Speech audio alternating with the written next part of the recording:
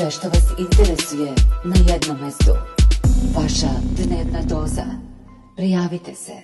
Pripadnici Ministarstva unutrašnjih poslova u Beogradu, policijske stanice Vračar, interventne jedinice 92, uhapsili su S.J. starog 43 godine, osumnjičenog da je uperio pištolj u policijske službenike koji su po naredbi suda izašli na pretres njegovog stana u Mirjevu jer se sumnjalo da ima oružje u ilegalnom posedu.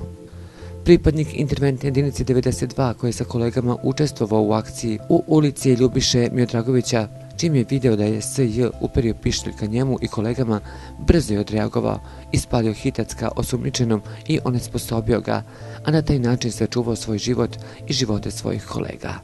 Osumnjičeni je sa povredom ruke prevezen u urgentni centar gdje mu je ukazana lekarska pomoć. U stanu S.J. pronađeno je oko 100 grama praškaste materije za koji se sumnja da je heroin, 200 grama nepoznate praškaste materije, 10 kutija metadona, vagica za precizno merenje, kao i 2 pištolja koje je držao u ilegalnom posedu.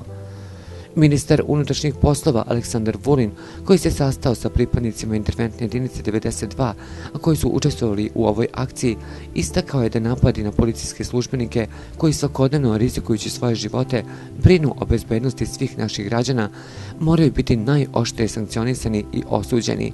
Istakao je da svako ko se drzne da napadne policajca mora da zna da će naići na adekvatan odgovor države koja će iza svakog policijskog službenika stati i zaštititi ga.